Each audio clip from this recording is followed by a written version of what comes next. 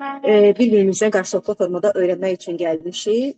Birinci, mən sadəcə mövzu ilə bağlı bunu demək istəyirəm ki, bildiyiniz kimi biz artıq il yarıma yaxındır ki, uzun bir marafona başlamışıq. Bu marafonun adı müəyyən kitabların, yəni xarici dil üzrə mütəxəssisləşmiş, yaxşı, keyfiyyətli kitabların ərsəyə gəlməsidir. Bu kitabların ərsəyə gəlməsində biz müxtəlif müəllimlərimizdən, müxtəlif bölgələrdə yaşayan müəllimlərimizdən kömək almışıq. Çox sağ olsunlar. Bir çoxlarının bəlkə də ilk təcrübəsidir, bəlkə də kiminsə artıq ikinci təcrübəsidir, üçüncü təcrübəsidir. Amma əmin ola bilərsiniz ki, biz bütün ərsəyə gətirdiyimiz kitabların hər birini son imtahan modelinə uyğun, tam təchizatlı, sizin istəyinizə, sizin şagirdləriniz və ya müdavimlərinizin istəyinə uyğun hazır formaya gətirir. İnşallah ümid edirəm ki, bugünkü təlimimiz də əsasən bu yöndə olacaq və artıq 8 və 9-cu siniflər üzrə yeni imtahan modeli oldu, amma olmağına baxmayaraq nələr çatışmır bizdə, nə əyri-əskiyimiz var, şagirdlərimiz nəyi yaxşı yazmayıb və nə etsək daha yaxşı olarlar suallarının cavablarını taparıq birlikdə. İndi isə sözü vermək istəyirəm Şəlalə müəllimə və Aygün müəlliməyə. Buyurun, meydan sizindir. Uğurlar arzu edirəm hər birinizə. İnşallah ümid edirəm ki, gözəl təlim keçər. Müəllim, suallarınızı verməkdən çəkinməyin. Nə qaranlıq qalır, suallarınızı verin əlbəttə ki, yazılı olaraq söhbət bölümündə yaza bilərsiniz. Buyurun müəllim.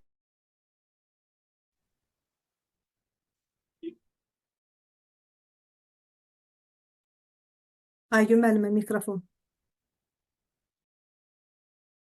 Əziz və dəyərli müəllimlərimiz, xoş gəlmisiniz təlimimizə. Bugünkü təlimimizdə bir arada olmamızın səbəbi buraxılış imtahanındakı yeni modellə yaxından tanış olmağımızdır. Zəhmət olmasa növbəti slayda keçək. Bugünkü təlimimizdə əlbəttə ki, sual tipləri ilə yaxından təhlil edərək yaxından tanış olacağıq. Qiymətləndirmə meyarları haqqında sizə məlumat veriləcək. Proqrama əlavə olunan yeniliklər, onlara aid test nümunələri, son illərin imtahan suallarında, xüsusilə də bu il olan imtahan suallarının statistikası, müəllimlər üçün praktik nümunələr və əlbəttə ki, tövsiyələr və məsləhətlər olacaq.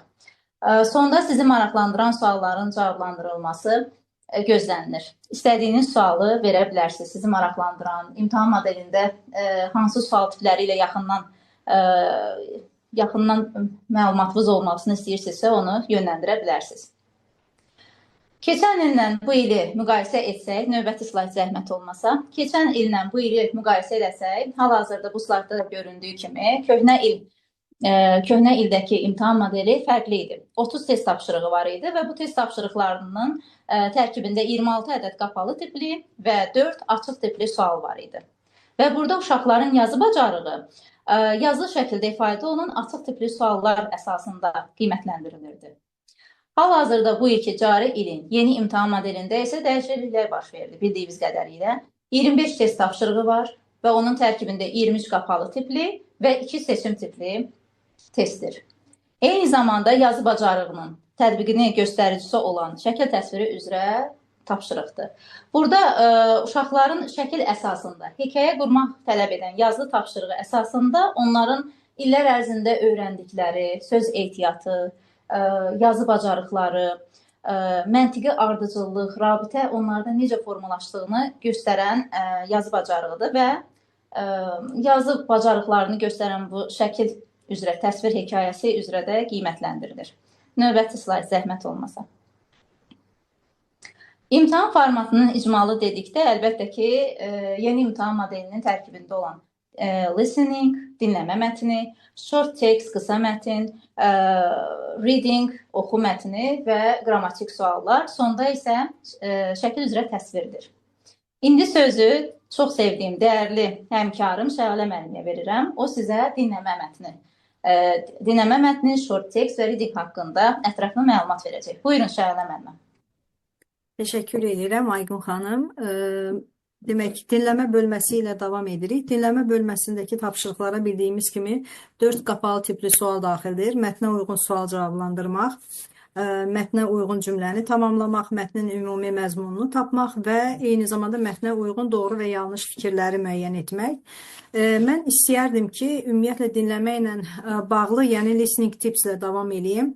Yəni ki, dinləmə mətninin suallarını daha asan və səmərəli bir şəkildə işləyə bilmək üçün hansı tövsiyələri verə bilərik biz müəllimlərə ki, onlar da şagirdlərə öyrətsinlər və onlar dinləmə hissəsindəki sualları daha yaxşı başa düşərək cavablandıra bilsinlər. Təbii ki, ilk öncə sualları dinləmə səslənməzdən əvvəl, yəni oxumaq lazımdır diqqətlə. Çünki bu şagirdlərə imkan verir ki, mətndə hansı məlumatları axtarıb tapmalı olduqlarını öncədən yəni müəyyənləşdirsinlər özləri üçün və dinləmə zamanı hansı vacib detallara, bura daxildir, məsələn, yer adları ola bilər, rəqəmlər, insan adları və s. Daha çox diqqət verməlidirlər, yəni bunu özləri üçün müəyyənləşdirirlər. Sonra mətnin məqsədini başa düşmək, yəni bu da tələb olunan bir, belə deyək, bizdən tələb olunan bir addımdır. Çünki dinləmə mətnini dinləməzdən əvvəl suallara baxsaq, biz mətnin əsas məzmunu haqqında müəyyən bir fikir əldə edə bilərik və bu da dinləməyə hazırlıq baxımından çox faydalıdır. 2 dəfə dinləmə texnikasından yəni bilirik ki, istifadə olunur. İstər imtahan zamanı, istər yəni gündəlik dərslərimiz zamanı. İlk dinləmədə yəni ümumi məzmunu anlamağa çalışırıq. İkinci dinləmədə isə suallara cavab vermək üçün detalları yəni tutmağa çalışırıq. Və eyni zamanda qeydlər aparmaqla bağlı deyə bilərəm ki, dinləmə zamanı mütləq və mütləq qısa qeydlər aparmaq lazımdır. Yəni əsas məlumatlar, yer adları, insan adları, rəqəmlər, tarixlər və s. yəni qısa şəkildə qeyd etmək lazımdır ki, bu mətni daha yaxşı yadda saxlamağa kömək eləyir və sonra da dinlədikdən sonra öz qeydlərimizə əsaslanaraq və eyni zamanda məntiqlə də düşünərək düzgün cavabı tapmağımıza kömək eləyəcək. Açar sözlərə diqqət etməliyik. Suallarda və cavablarda istifadə olunan açar sözlər çox önəmlidir. Bunlar bizə cavab tapmaqda yardımcı ola bilər. Açar sözləri də müəyyənləşdirmək üçün bir sıra yəni üsullardan istifadə edə bilər şagirdlərimiz. Açar sözlər ümumiyyətlə əsasən mətnin məzmununu əhatə edən məlumatlardan ibarət olur. Bunlar aşağıdakılar ola bilər. Məsələn, adlar, tarixlər, zaman bildirən ifadələr, sözlər, rəqəmlər, əsas hadisə və yaxud fikirlər, təkrarlanan və yaxud vurğulanan sözlər ola bilər ki, bunlara da diqqət etməliyik. Çünki dinləmə zamanı bəzi sözlər bir neçə dəfə təkrarlana bilir və yaxud da vurğulu şəkildə deyilir. Və bunlar da mətnin əsas məzmununu əks etdirdiyi üçün, yəni açar sözlər hesab olunur. Hətta dinləmədə, məsələn, danışan şəxsin səs tonu belə bizə açıq sözləri daha aydın və vurğulu şəkildə nəzərimizə çatdırır. Sözlərin qrammatik roluna fikir vermək vacibdir. Yəni, açar sözlər adətən əsas nitq hissələri olur. İsimlər, feillər, sifətlər, təsvir edici, yəni sözlər. Bundan əlavə, məsələn, konsepsiyalara, məfhumlara diqqət yetirmək yerinə düşər. Yəni ki, mətnin ümumi, belə deyək, ideyasını əks etdirən konsepsiyalar, terminlər, onlar açar sözlərdir. Məsələn, bir mətndə əgər təhsil haqqında danışılırsa, deməli, orada təhsil sistemi, məktəb, şagird, yəni bu tip sözlər açar sözlər kimi götürülə bilər. Mətnin strukturu üzrə, yəni diqqətimizi fokuslamaq, bunda da fayda var. Çünki dinləmə mətnləri adətən müəyyən bir strukturda təqdim olunur. Orada da yəni giriş hissə, əsas məzmun və nəticə hissələri var və bu bölmələrdə təqdim olunan əsas məqamlar elə açar sözlərdir. Məsələn, giriş hissəsində mövzu təqdim olunur, əsas hissədə detallar nəzərə çatdırılır, nəticədə isə ümumi fikir göstərilir. Bəzi önəmli sözlər var ki, onlara yəni mütləq fikir verməliyik. Məsələn, ən vacib, most important, especially, mainly, primarily, therefore, for this reason, as a result, consequently, yəni bu kimi sözlərdən sonra gələn məqamlar əsas fikirlər, açar sözlər kimi yəni götürülə bilər və bunlar mətndə yəni hansı məlumatın daha vacib olduğunu göstərir. Kontekstdən faydalanmaq, yəni bu da dinləmə suallarını düzgün cavablandırmaqda bizim köməyimizə çata bilər. Çünki dinləmə zamanı şagirdlər bəzi sözləri anlamaya bilərlər. Amma kontekstdən istifadə edərək həmin sözün ətrafında olan digər sözlər vasitəsilə, yəni onun təxmini nəyi ifadə etdiyini anlaya bilərlər. Və eyni zamanda ümumiyyətlə Leksikanı da yəni nəzərimizdə tutaq ki, kontekst çərçivəsində öyrətmək daha yaxşıdır. Xüsusilə də ifadələrə, frazeoloji birləşmələrə diqqət verməliyik. Və eyni zamanda bir məqamı da vurğulamaq istəyərdim ki, şagirdlərə sözlərin yəni düzgün tələffüz ilə öyrədilməsinə fikir verməliyik. Çünki əks halda tələffüzündə səhvə yol verirsə, həmin sözü eşidəndə şagird o sözü anlamaqda biraz çətinlik çəkir. Vaxtın idarə olunması ümumi tövsiyələrdən biri ola bilər. Çünki ümumiyyətlə imtahan zamanı bilirik ki, vaxtı idarə edə bilmək ən vacib xüsusiyyətlərdəndir və xüsusilə də bu özünü dinləmə zamanı göstərir. Amma bir şeyi də nəzərə almaq lazımdır ki, yəni dinləyərkən hətta bir sözü və yaxud hətta müəyyən bir hissəni ötürsək belə, yəni həyəcanlanmamaq və dinləməyə davam etmək və eşitdiyin açar sözləri tez yazmaq lazımdır. Mətnin məzmunu ilə bağlı sual, bir çox müəllimlər bilir ki, bunu tövsiyə edirlər şagirdlərə ki, ən axıra saxlamaq daha məsləhətdir. Çünki bu ən ümumiləşdirici sualdır və onu axırda cavablandırmaq həm də taktiki bir gediş hesab olunur. Çünki geridə qalan 3 sualı cavablayandan sonra onu rahatlıqla cavablandırmaq olur. Və eyni zamanda dinləmə bacarıqları, bilirik ki, ümumiyyətlə skills, yəni bacarıqlar qısa müddətə formalaşmır və gündəlik bizdən iş praktika tələb edir. Ümumiyyətlə, yəni çalışıb keçmiş imtahanlar, sınaqlar, yəni bu testləri mütəmadi olaraq işləməkdə fayda var. Sonra dinləmə mətnlərini uğurlu bir şəkildə işləmək, yəni təcrübə ilə qazanılan bir xüsusiyyətdir. Məsələn, müxtəlif məzmunlarda dinləmələr, yəni vaxtaşırı olaraq bunları etmək lazımdır. Bu da şagirdlərə o dinləmə mətnlərinin suallarını cavablandırmaqda özünə daha əmin bir şəkildə davranmağa imkan verir. Çalışmaq lazımdır ki, şagirdlər yəni müxtəlif aksentlərdə, British, American, müxtəlif mənbələrdən və fərqli məzmunlarda olan dinləmələri dinləsinlər. Məktəblərdə dərs zamanı dərslikdəki dinləmələri dinlətmək lazımdır. Summativ qiymətləndirmələri, yəni dinləməni əlavə etmək yəni mütləqdir. Xüsusən də belə deyim, standart deyil, gündəlik danışığa əsaslanan, yəni o gündəlik həyati situasiyalara aid autentik dialoqlar, dinləmələr, bunlara daha çox yer vermək lazımdır. Dinləməni belə deyək, kiçik siniflərdən yəni başlayırıq təbii ki, yəni subtitrlarla dinləmə məşqlərinə başlayıb sonra subtitrsiz yəni davam etmək olar. Müxtəlif listening texnikalarından istifadə edə bilərik. Məsələn, burada daha çox biz ümumi məzmunu mənanı tutmağa çalışırıq və yaxud bottom-up listening, burada isə ayrı-ayrı sözləri, ifadələri daha çox anlamaq şagirddən tələb olunur və bu şagirdlər üçün adətən daha çətin bir hissəsi olur. Çünki şagirdlərin bir çoxunun lüğət ehtiyatı çox da zəngin olmur və eyni zamanda da bura o dil daşıyıcılarının xüsusi bir ləhcəsini əlavə etsək və yaxud o gündəlik danışıq zamanı, yəni adi danışıq zamanı baş verən ellipsis və s. hadisələri əlavə etsək, yəni biraz onlar üçün daha çətin olur. Məsələn, bu qabiliyyəti inkişaf etdirmək üçün sonra nədən istifadə edə bilərik?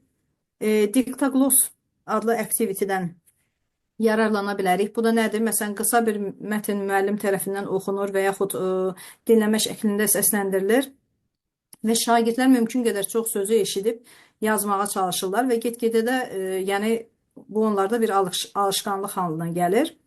Eyni zamanda dinləmə mətnlərinin transkriptini, yəni dinləmə ilə birgə izləmək olar, xüsusən də ilk mərhələlərdə və yaxud da dinləmə bitdikdən sonra ona baxmaqda da yəni bir fayda var. Narrow listening texnikası zamanı isə şagirdlər eyni mövzuya aid qısa yəni dinləmələr edərək bu onlarda demək həm o mövzu ilə bağlı daha çox yəni eyni tipli o sözlər, ifadələr ki var, onları tez-tez eşidərək onu öz aktiv lüğət fonduna keçirməsinə köməkçi ola bilər. Aha, bizim burada növbəti slayda növbəti slaydımıza zəhmət olmasa. Burada məsələn nümunəmiz də var.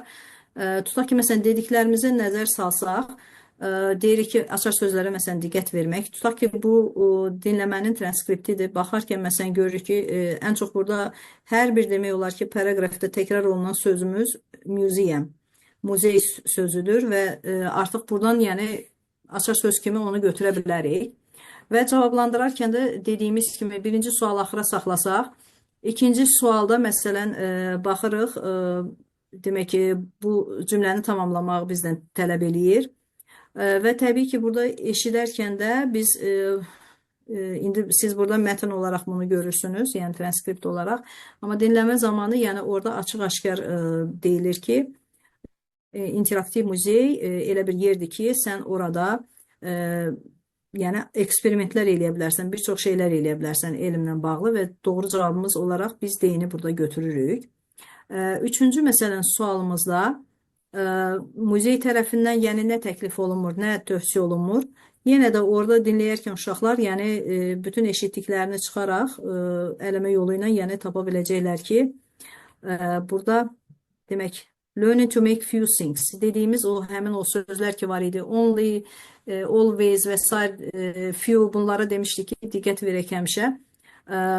Məhdudlaşdırıcı sözlər belə deyək. O cavab yəni elə bizim burada sualımızın cavabıdır. Dördüncü demək sualda isə true false bizdən seçməyimizi istəyir. Sinonimlər ümumiyyətlə və antonimləri, yəni uşaqların, şagirdlərin bilməsində böyük fayda var. Çünki nəyə görə? Burada məsələn deyir ki, this museum is not like regular museums. Regular adi deməkdir. Not like ordinary. Ordinary də elə regular'ın sinonimi olduğundan, yəni bu variantımız elə bizim doğru variant kimi götürülür. İkinci sualda yenə də true false istəyir. At the museum people of all ages can enjoy. Bu da açıq-aşkar bir şəkildə, yəni dinləmədə səslənibdir. People of all ages can enjoy. Üçüncüdə you cannot do any experiments at this museum. Burada da false'dur təbii ki, çünki orada deyir you can do experiments. Baku is not famous for its art and history museums. Bu isə lap əvvəldə elə deyilmişdi ki, əksinə yəni məşhurdur. O muzeyləri ilə ona görə onu false kimi götürürük və geri qayıtdıqda birinci sualımıza nədən danışılır? Təbii ki, muzeydən danışılır. O zaman bütün variantları mən çıxsam, mən A və C variantı arasında qalıram və həmişə də deyirik ki, daha ümumiləşmiş cavabı özümüz üçün seçməliyik. Burada yəni Art and History Museums'dən söhbət gedir, amma əslində doğru cavabımız An Unusual Museum'dir. Unusual elə not regular və yaxud unusual eyni mənada, yəni adi olmayan və yaxud da qeyri-adi olan. Doğru cavab kimi onu götürürük.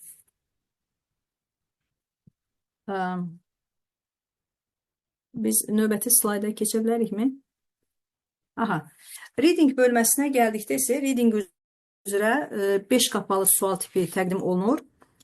Demək, mətnə uyğun olaraq yanlış fikri seçmək, mətnin əsas məzmunu ilə bağlı sual cavablandırmaq, mətnə uyğun olaraq verilən suala cavab tapmaq, mətnə uyğun cümləni tamamlamaq və mətnə uyğun doğru fikirləri seçmək.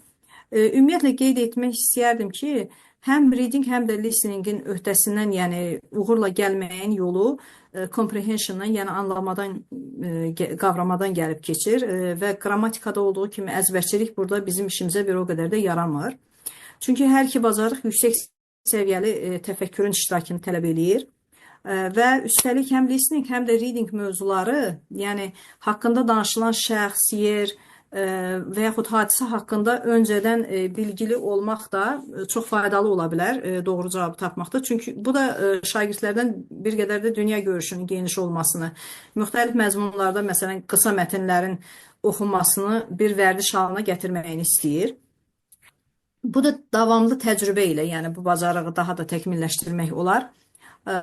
Və hətta məktəb şəraitində məsələn adi dərslərimiz zamanı bu qabiliyyəti, bu skili yəni daha da gücləndirmək üçün məsələn nə eləyə bilərik? Readinglərdən sonra ona aid tapşırıqlar zamanı tutaq ki, transferring information, yəni bununla bağlı aktivitelər ola bilər. Məsələn, dərsliklərdə aid bildiyimiz bir şeylər, cədvəl doldurmaq, hekayə xəritəsini işləmək, məntiqə ardıcıllıqla bağlı o tapşırıqları yerinə yetirmək və yaxud da reading mətnlərinin məsələn retelling kimi, role playing kimi, yəni tapşırıq şəklində vermək olar şagirdlərə və qeyd edeyim ki, bu təbii ki, bu sırf imtahan öncəsi belə deyək, tətbiq olunması bir işlər deyil. Bunlar daha əvvəldən tətbiq etməyə başlamalıyıq ki, yavaş-yavaş belə deyək, mərhələli bir şəkildə formalaşmış olsun və həmçinin də bu adını sadaladığım o tapşırıqlar speakingin də inkişaf etdirilməsinə böyük fayda verəcək.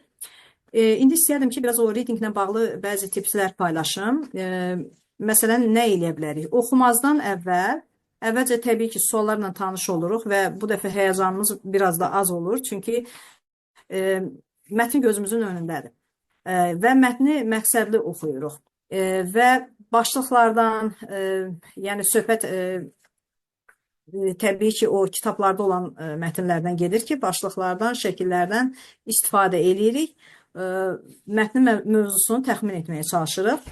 İkincisi, oxuyarkən yenə də əsas sözlər, yəni açar sözlərin altından bir xətt çəkirik. Xüsusən də kəmiyyət bildirən sözlər, zaman bildirən sözlər, yəni bunlar çaşqınlıq yarada bilər. Məsələn, always, sometimes, not often və ya a lot of you, yəni bu tip sözlərə diqqət veririk. Daha çox yayılmış səhvlərlə, yəni rastlaşmamaq üçün nə eləyə bilərik? Mətnin içində, yəni sualdakı eyni söz olduğu üçün cavabı seçməmək. Yəni bundan biraz qaçınmaq lazımdır. Mənaya əsas fikir verməliyik, çünki məna vacibdir. Sonra sualların tipini diqqətlə yoxlamalıyıq. Yəni, məsələn, məndən false, doğru olmayan istəyir, yoxsa doğru olanı istəyir. Ümumiyyətlə, reading suallarını daha uğurlu və effektiv şəkildə işləmək üçün bəzi strategiyalardan da istifadə edə bilərik. Məsələn, bilirik ki, readingdə skimming and scanning texnikasını anlamaq üçün onu sürətli oxumaqdır. Burada məsələn biz daha çox başlıqlara, ilk və son cümlələrə, vurğulanan məlumatlara fikir veririk və mətnin ümumi mövzusunu və əsas fikrini başa düşməkdə bu faydalıdır. Scanningdə isə biz konkret məlumatları, məsələn bizdən soruşulan konkret belə deyək məlumatları axtarırıq. Yəni tarixdir, adı, rəqəmdir və s. Bu da xüsusi suallara cavab tapmaq üçün faydalıdır. Sonra paragraf strukturuna yəni diqqət verməliyik. Çünki reading materialı müəyyən bir strukturda təqdim olunduğu üçün, giriş, əsas məzmun və nəticə hissəsindən ibarət olduğu üçün və hər bir paragrafın da ilk cümləsi çox vaxt həmin paragrafın əsas fikrini göstərdiyi üçün ilk cümləni başa düşmək mətnin əsas məzmununu daha yaxşı anlamaqda bizə kömək edə bilər. Sonra dediyimiz kimi mümkün deyil, yəni çox nadir halda olur ki, şagird o mətndə olan sözlərin hamısını anlasın. Demədiyi sözlər və yaxud ifadələr də ola bilər. Bu zaman da yəni kontekstdə eləyərək, yəni o təxmin edərək onun mənasını tapmağa yəni çalışmalıdır. Eyni zamanda söz ehtiyatını artırmalıyıq. Yəni ki, şagirdlər mütəmadi olaraq yeni sözlər öyrənməsində, onları belə deyək, düzgün cümlələrdə tətbiq etməsində bir fayda var. Və sir deyil ki, ümumiyyətlə, yəni müəllimlər imtahana hazırlaşan şagirdlərimizə lüğət onsuz da verirlər öyrənməyə. Xüsusən də 5-ci, 8-ci sinif heç olmasa sözlərini yəni öyrətmək onlara öncədən daha yəni faydalıdır. Sinonim və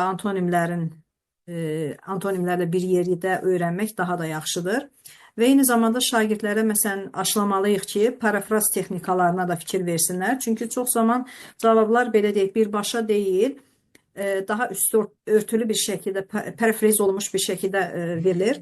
Eyni zamanda cavabların mətnə əsaslanmasına fikir verməliyik. Yəni ki, cavabları yalnız mətndən əldə olunan məlumatlara əsaslanaraq yazmalıyıq. Yəni şəxsi fikirləri əlavə etməmək və əsasən mətndə verilən məlumatlara fokuslanmaq lazımdır.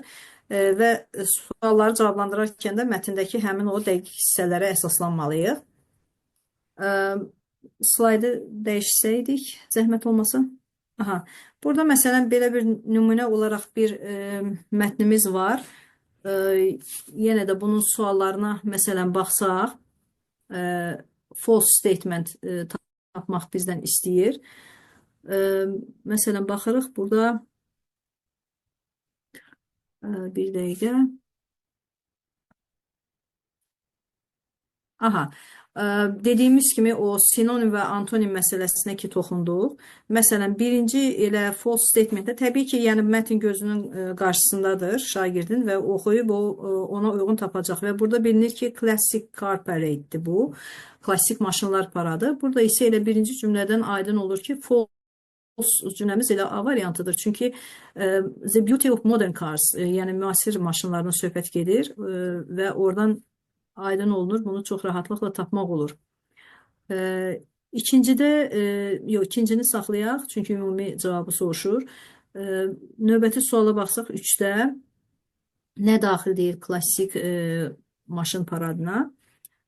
Burada, məsələn, mətndən də oxuyub, yəni seçə biləcəyik ki, modern maşınlar almaq və yaxud da maşınları sürmək imkanı, yəni bunlar aid deyil. Və dediyim kimi yenə də sualları oxuyarkən onun belə deyək, bu negativ hissəciklər ki var, bunlara mütləq diqqət verməliyik. Yəni doesn't deyir, yoxsa does deyir, yəni bunlara fikir verməliyik, çaşdırmamaq üçün cavabı.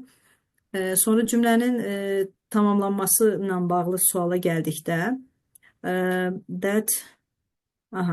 burada demək, yenə də modern sports cars. Bax, bu cavabı artıq bizə göstərir ki, burada klassik parad, maşınların paradından söhbət gedirsə, yəni bu səhv cavabımızdır, 4-cü cavab. Və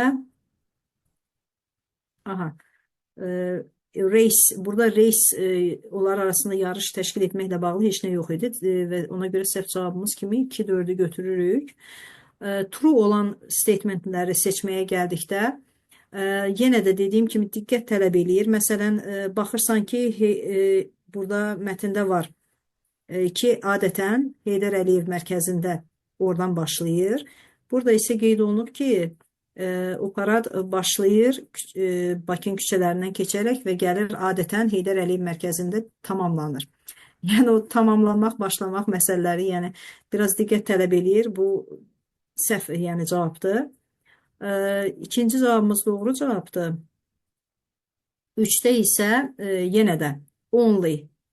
Burada qeyd olunub ki, bəziləri o iştirakçı maşınların 1930-cu il tarixlidir hətta. Burada isə qeyd edir ki, ancaq 30-cu ildə, yəni hazırlanmış, belə deyək, istehsal olmuş maşınlar iştirak edə bilər və təbii ki, bu da səhv cavabdır. Deməli, doğru cavablarımız olacaq 2 və 4. Və ümumiləşdirici sualımıza gəldikdə ki, yəni nədən bəhs eləyir? Təbii ki, orada mətndə adı keçən hər bir şey burada cavablarda göstərilir, amma biz ən ümumiləşmiş, ümumi mətnin məzmununu verən bir cavabı seçməliyik və o da C variantıdır. Klassik maşınların, belə deyək, tərənnüm eləyən bir məşhur, populyar bir event. Növbəti slayda zəhmət olmasa. Short tekstlərə gəldikdə, short tekst tipli suallarda biz adətən nələr görə bilərik? Yəni, elanlar, bildirişlər, dəvətnamələr, məktublar, yol nişanları və yaxud digər hər hansısa bir nişanların, yəni məzmunu ilə bağlı və yaxud da hər hansısa bir situasiya təsvir oluna bilər və ona aid bir məntiqi bir cavab, izah bizdən tələb oluna bilər. Short text verilmiş və A-dan E-yə qədər, yəni variantlar təqdim olmuş suallarda doğru cavabı tapa bilmək üçün bir sıra, yəni ipucuları yenə mövcuddur. Birincisi, sual tipini yəni müəyyən eləməliyik ki, sual mətnə əsasən cavab istəyir, yoxsa mənim fikrimə əsasən. Yəni, mətnə əsaslanırsa, demək cavab mətnin içində açıq şəkildə olmalıdır. Yox, əgər fikrə əsaslanırsa, onda burada şagirddən anlayış, yəni qavrama və yaxud və nəticə çıxarmaq, yəni qabiliyyət tələb olunur. İkinci, yenə də hər bir bölmədə keçdiyi kimi açar sözlər mütləq. Məsələn, burada short tekstlə bağlı hansı açar sözlərə diqqət verməyi şagirdə öyrədə bilərik? Məsələn, əgər məktubdursa, məktubun müəllifi və onun ünvanladığı şəxs kimdir? Yəni, buna fikir verməklərini xahiş edə bilərik. İlk gələn isim məktubun ünvanlandığı şəxsi, sonda gələnsə məktubun müəllifini göstərir. Və yaxud da mətndə, məsələn, vaxt anlamında tutaq ki, üçüncü gündən bəhs olunur hər hansısa bir hadisənin baş verdiyi və cavabda isə ikinci və dördüncü gün arası və yaxud həftə içi cavabı verilibsə, yəni bunu izah etmək lazımdır ki, doğru cavab budur. Sadəcə cavab triki olsun deyə, çaşdırıcı olsun deyə birbaşa deyil, üstü örtülü bir şəkildə verilmişdir. Sonra short tekstləri işləyərkən, məsələn, oxşar variantlara diqqət yetirməliyik. Çünki bəzən iki və yaxud daha çox variant bir-birinə oxşar şəkildə görünə bilər. Bu zaman dəqiq və tam olanı biz seçməliyik. Ən az uyğun olanları isə ələmə üsulu ilə çıxara bilərik. Əks mənalı, yəni variantlardan çəkinməliyik. Yəni ki, mətnin dediyi ilə zidd olan variantlar bir mənalı olaraq yanlış variantlardır. Bəzi variantlar hətta belə deyək, tələyə sala bilər bizi öz cazibədarlığı ilə. Yəni ki, yalnız hissəni əsas gətirib bütöv mənanı əks elətdirmirsə, onlar seçilməməlidir, çünki yanlışdır. Bundan başqa həddindən artıq ümumi və yaxud həddindən artıq spesifik olan variantlara da, yəni onlara da diqqət vermək lazımdır. Tutaq ki, məsələn, çox ümumi bir variant verilib ki, məsələn, müəllif təbiəti sevir. Əgər bunun mətndə konkret sübutu yoxdursa, bu səhv variantdır. Və yaxud da çox detallı, amma mətndə olmayan bir şeydən bəhs edən variantlar da təbii ki, səhv variantlardır. Bundan başqa, belə deyək, mətnin əsas hissələrinə, yəni diqqət yetirməliyik. Yəni ki, mətnlər adətən qısa olur short tekstlərdə adından göründüyü kimi. Buna görə də burada hər bir cümlə, yəni vacibdir. Cümlələrin hər birində əhəmiyyətli məlumatlar ola bilər və ona görə də diqqətlə oxumaq və başa düşmək tələb edir. Ümid edirəm, yəni bu sadalanan strategiyalar şagirdlərə, yəni short tekstlərlə işləyərkən daha səmərəli bir şəkildə cavabları tapmağa kömək edəcək. Və növbəti slayd, zəhmət olmasa.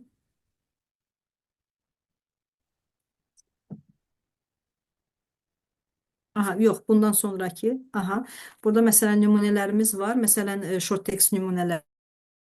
Məsələn, birincidə face-to-face communication.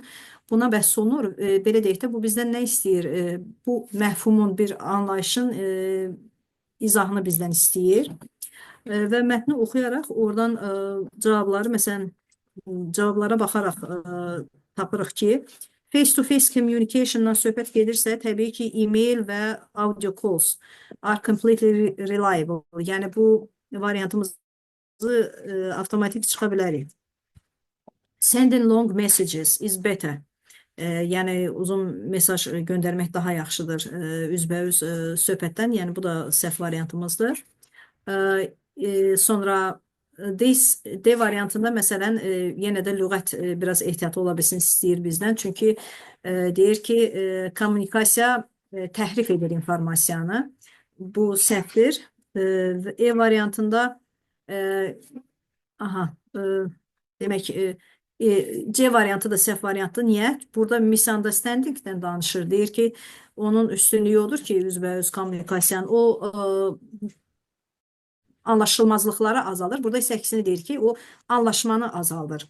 Yəni, sırf söz oyunu kimi, yəni, belə deyək də, çaşdırıcı verilibdir, çaşdırıcı bir şəkildə fikir vermək lazımdır. Yəni, misunderstanding əks mənalıdır, understanding isə pozitiv bir mənalı sözdür. Bu da səhv cavabımızdır və doğru cavabımız olaraq E variantıdır. İkinci short text nümunəsində isə bir məktubdur və burada məktubun məqsədinin, əsas məqsədinin nə olduğunu bizdən soruşur. Məktuba da nəzər saldıqda görürük ki, orada imtahana hazırlaşır və ondan tarix kitabını belə deyək ki, götürmək istəyir. Yəni, ona xahiş edir ki, onu götürüb oxusun. Kömək istəmir və yaxud da imtahan nəticələri barədə məlumat vermir, imtahanın vaxtının dəyişməsi ilə bağlı danışmır və kitab göndərməklə bağlı burada heç bir, belə deyək, imtinadan söhbət getmir, borc almaqdan söhbət gedir, bir variantımızdır. Üçüncü short text nümunəsində isə demək, burada bir situasiya bizə izah olunubdur ki, kafeyə dostu ilə gedibdir və orada yəni döşəmə yeni silinmiş olduğundan belə deyək, yıxılır dostu və özünü belə deyək də zədələyir və təmizləyici ondan üzr istəyir. Dostu isə deyir ki, gələn dəfə daha diqqətli olun. Bu mətn deyir nədən danışır. Təbii ki, bu hər şeyin burada adı keçir. Yəni kafe və yaxud təmizliyin vacib olması, döşəmənin yuyulması, xoşbəxt dostlar və s. Bunlar hər biri yəni ümumi məzmunu vermədiyi üçün bizim ümumi məzmunu verən variantımız burada C variantıdır. Absent-minded cleaner. Yəni ki, diqqətsiz təmizləyici. Məndən yəni bu qədər. Aygün xanım, sözü yenə sizə verirəm. Siz Çox buyurub. sağ olun Şahidə müəllimə. Çox sağ olun dəyərli məlumatlarınız üçün. Təşəkkür edirəm. Proqramdakı yeniliklər haqqında danışmaq istəyirəm, əziz müəllimlər. Bilirsiniz ki, 2025-ci ildə yeni imtahan modelinə əsasən artıq qrammatika suallarının sayı 13 olaraq müəyyən edilmişdir. Eyni zamanda 9-cu sinifinin buraxılış proqramına müəyyən sayda əlavələr olunmuşdur və bu əlavə olunan mövzular haqqında da sizi bugün tanış edəcəm. İzahlı şəkildə testlər də paylaşılacaq əlbəttə. Hal-hazırki slaytda da görürsünüz ki, birinci mövzu may, might, could modal feillərinin ehtimal, gümanlıq və proqnoz mənasını bildirməsidir. Bu modal feillər həm indiki, həm də gələcək zamandakı baş verməsi mümkün olan hadisələri, ehtimal, güman bildirən cümlələrdə hadisələri işlətmək üçün işlədilir. Məsəl üçün bir nümunəyə baxaq. She might come to the party if she finishes work early. O işini erkən əgər bitirsə, partiyaya qonaqlığa gələcək. Yəni bu ehtimal olunur, bir gümandır. Gözlənilir ki, o qonaqlığa gəlsin. İkinci mövzumuz be ifadələri, to be about to be due to birləşmələri. Bu birləşmələr daha çox ilk növbədə birinci to be about to haqqında məlumat verim ki, yaxın zamanda baş verəcək hadisələr haqqında danışmaq üçün istifadə olunur. Hətta onun keçmiş zaman forması da var. Və eyni zamanda to be about to olan cümlələrdə heç vaxt zaman anlayışını bildirən sözlərdən istifadə olunmamalıdır. Nümunəyə baxaq. He is about to start his presentation. O öz təqdimatına başlamaq üzrədir. Yəni bunu etmək niyyətindədir.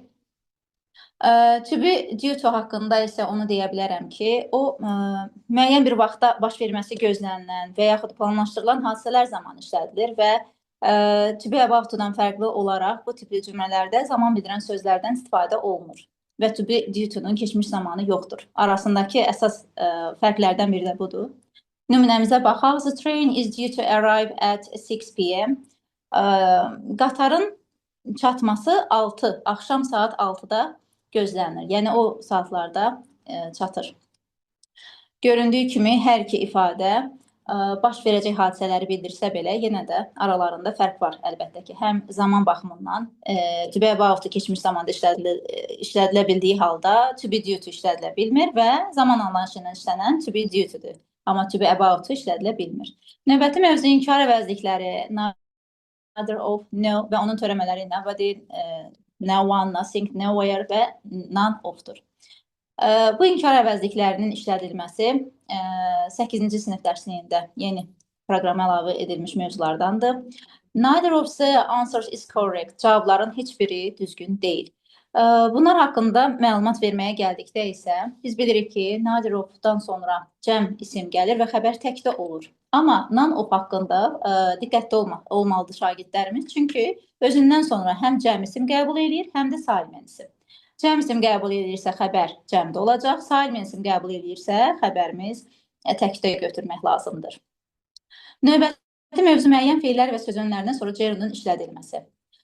Gerund dərsini keçən zaman əlbəttə ki, müəllimlər şagirdlərə bildirirlər ki, sözünlərindən sonra feilin ingli forması, yəni gerund gəlir. Sonra müəyyən feillər var ki, onlar mütləq uşaqlar tərəfindən öyrənilməlidir, yadda saxlanılmalıdır ki, o feillərdən sonra gerund götürsünlər. Nümunəmizdəki cümlə he insists on doing everything himself. O hər şeyi özü etməyi üstün tuturdu, onu seçirdi. Növbəti mövzumuz so do I, neither do I tipli cümlələrin işlənməsi. Bu qısa təsdiq və qısa inkar cümlələrdir.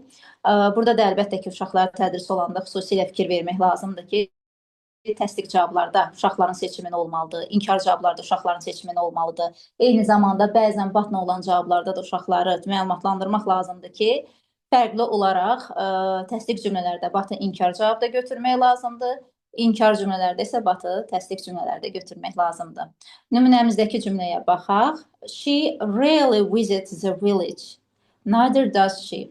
O nadir hallarda kəndə baş çəkirdi, ziyarət edirdi. O da həmçinin. Yəni burada really inkarı bildirdiyinə görə bizim cavabımız da inkarda verilir. Növbəti slaydda yenə həmən mövzuların davamını görəcəyik. Zəhmət olmasa növbəti slayd.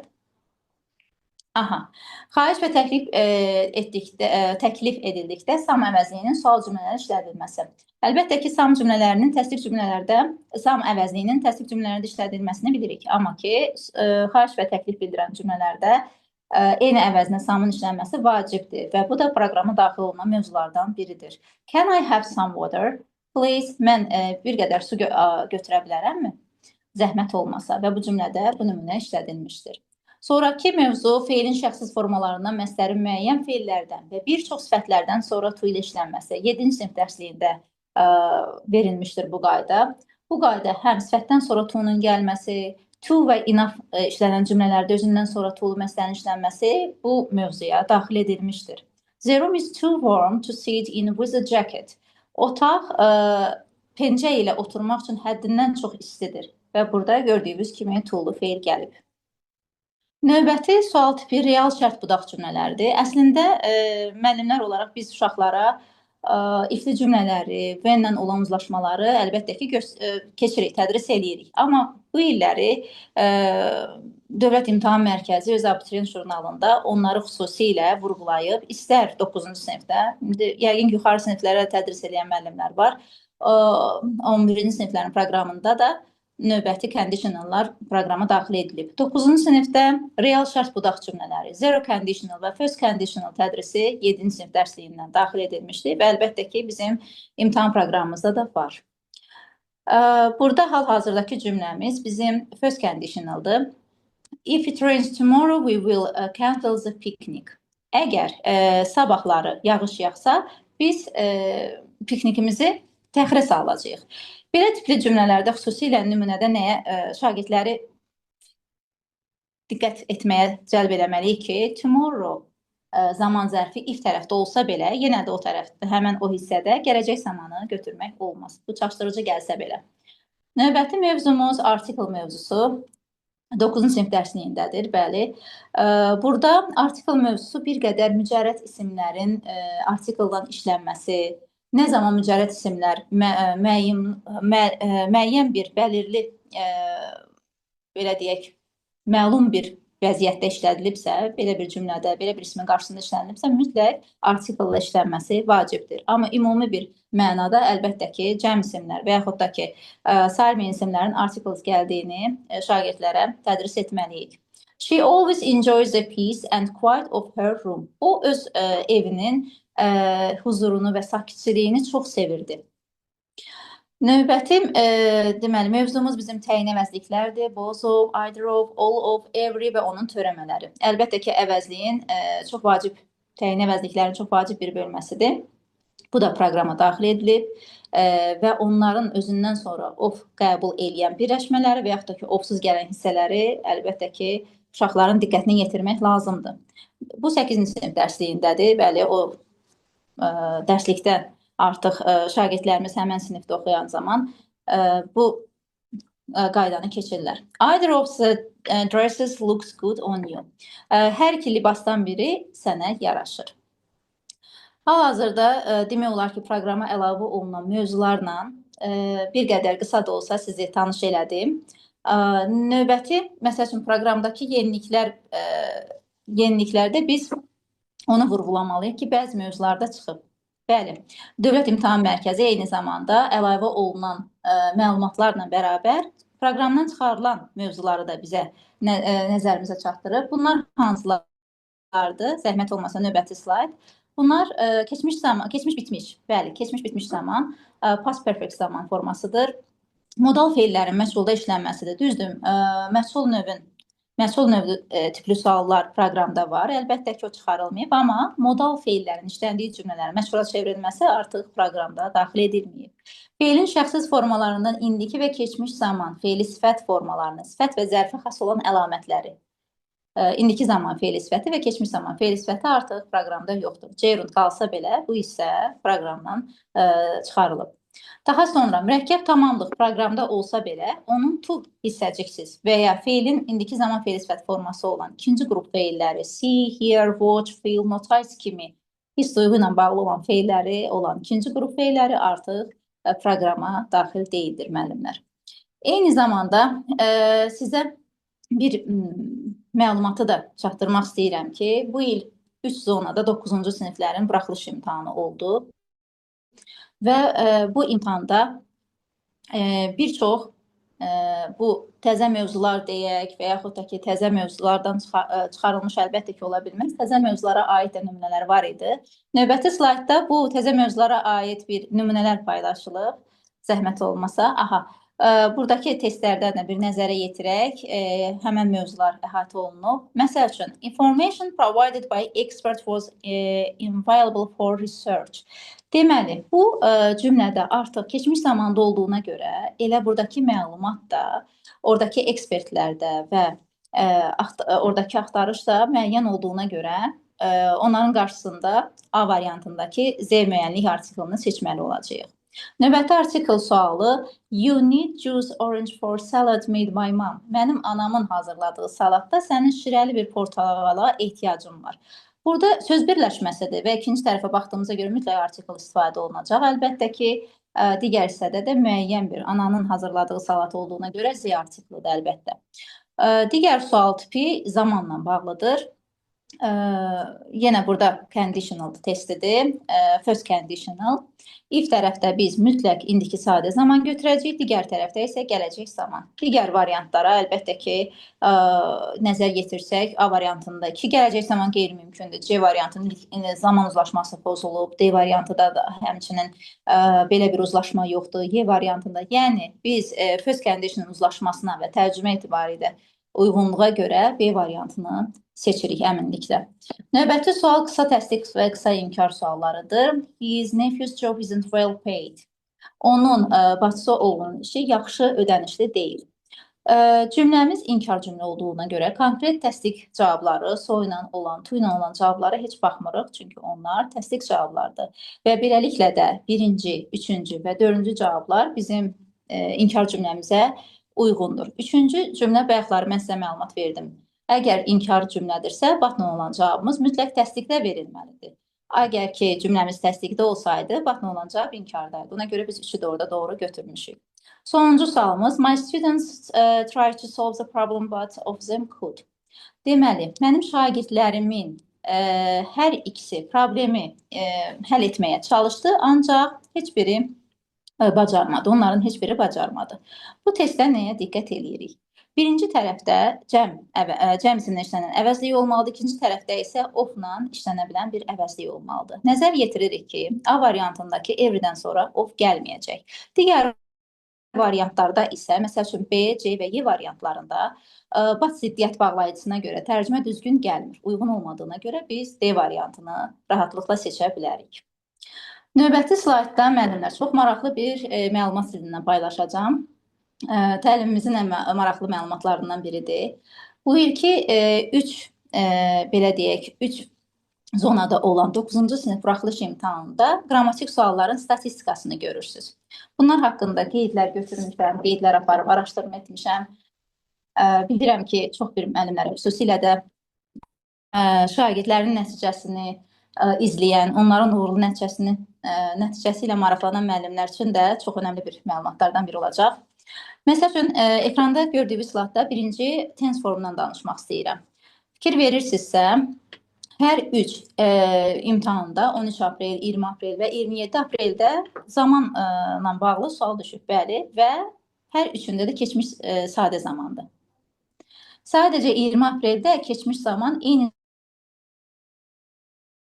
sizlə paylaşım. Preposition mövzusu da hər 3 imtahanda var idi və tərcümə xarakterli idi. Xüsusilə hər hansı bir söz birləşməsi yox, tərcümə xarakterli idi. Uşaqların ümumiyyətlə bu ilki imtahan modeli sübut edir ki, uşaqların daha çox söz ehtiyatı, tərcümə, yazı bacarıqları daha önəmlidir. Hal-hazırda qrammatikada önəmli olsa belə daha ağırlıqlı tərcümə və söz ehtiyatıdır. Passive voice haqqında onu deyə bilərəm ki, hər üç imtahanda var idi, bəli. Birinci imtahanda 13 apreldə passive voice nəqli cümlənin passivə çevrilməsi idi. İkinci cümlədə düzgün məşğul cümləni seç idi.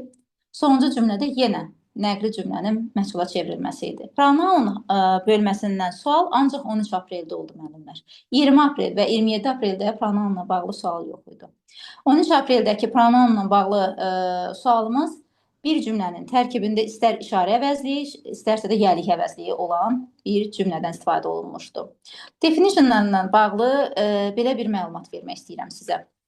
Xüsusilə definition hər imtahanda var idi.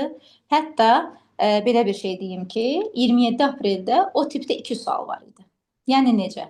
Birinci və ikinci imtahanda 13 apreldə, 20 apreldə yenə 3 saylı söz və onları uyğunlaşdırmaq, öz definitionlarından uyğunlaşdırmaq olduğu halda həmən bu 27 apreldə bir sual həmən tipli yenə sözləri definitionlarından uyğunlaşdırmaq, digəri isə cümlədə boşluqda olan düzgün tərcümə etibarilə düzgün seçilən söz idi.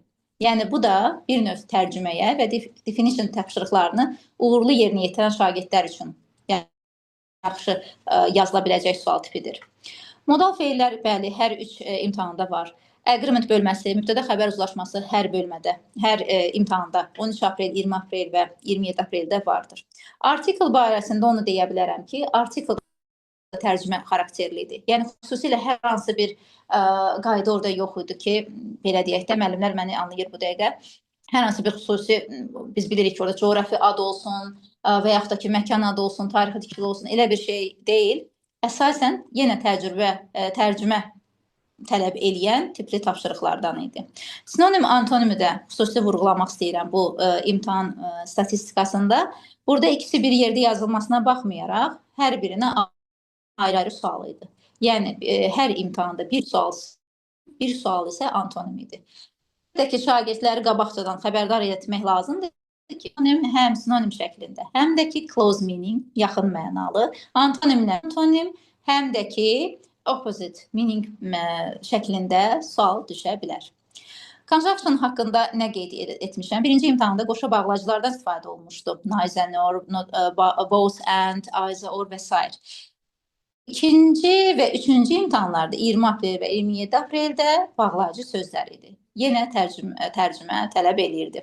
Fikir verirsinizsə, sonuncularda deyəndən sonra yenə bu cümləni təkrar etməliyəm ki, istər dinləmə, istər oxu mətni, istər short text, istər hətta qrammatikada belə sualların statistikasına baxanda biz görürük ki, nə qədər söz ehtiyatı, sinonimlərin öyrənilməsi, tərcümə çox böyük rol oynayır imtahanda.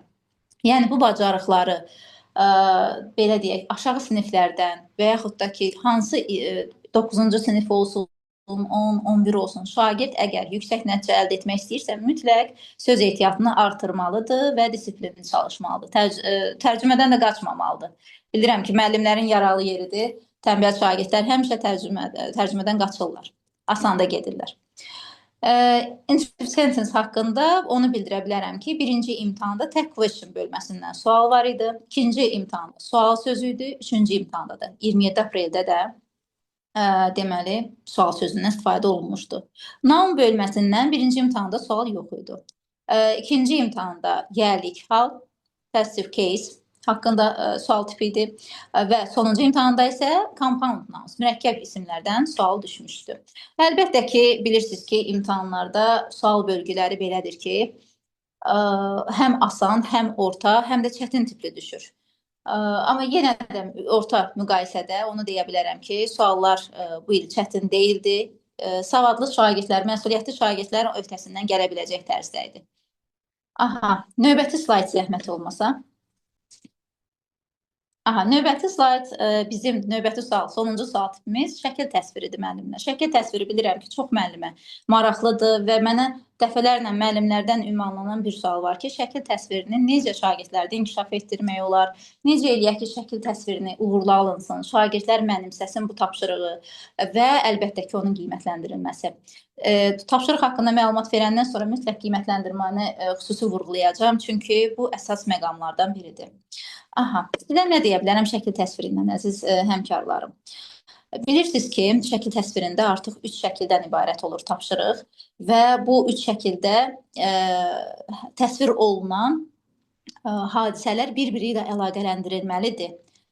Məntiqi rabitə olmalıdır şəkillər arasında və mütləq şagird şəkilə nəzər yetirəndə görməlidir ki, orada hər hansı bir hadisə baş verir və ona uyğun hekayə qurmalıdır. Mütləq.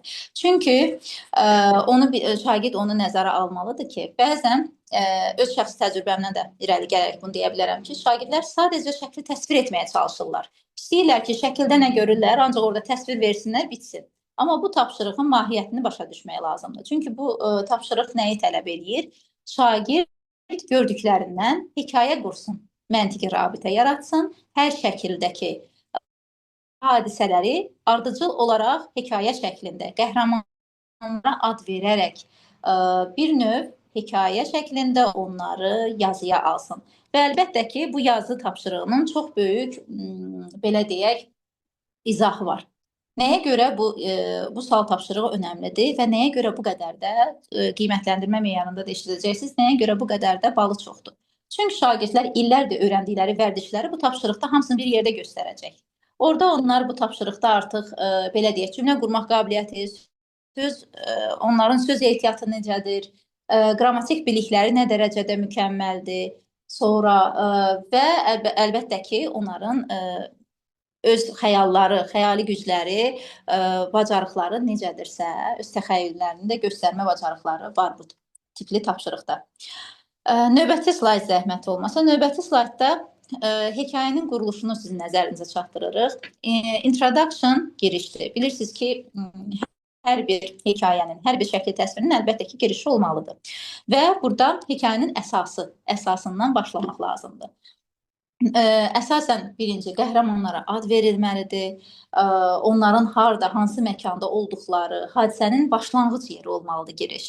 Sonraki əsas hissə body adlanır və burada hadisələrin gedişatı, inkişafı, artıq növbəti necə hadisələr cərəyan edirsə, bu hissədə ona təsvir etməlidirlər. Əlbəttə ki, hadisələr baş verdikdən sonra, inkişaf etdikdən sonra, cərəyan etdikdən sonra onun nəticə bölməsi də var. Bu hissədə şagirdlər necə ki, hekayəni başlanğıc verdilər, necə ki, hekayənin inkişafı, gedişatı olduğu kimi onun nəticəsi də çox önəmlidir. Yəni, başlanğıc kimi onun sonluğu, nəticəsi də əlbəttə ki, uğurlu yazılmalıdır ki, orada point bal itirməsinlər. Və son nəticə, conclusion adlanır, orada hekayənin sonluğu verilməlidir. Müəllimlər, mən nümunə paylaşmamışdan əvvəl növbəti pəncərədə siz görəcəksiniz ki, qiymətləndirmə meyarları olacaq. Zəhmət olmasa növbəti slaydımız. Bu qiymətləndirmə meyarını burada mənbə Dövlət İmtahan Mərkəzinin Hüseyn jurnalıdır.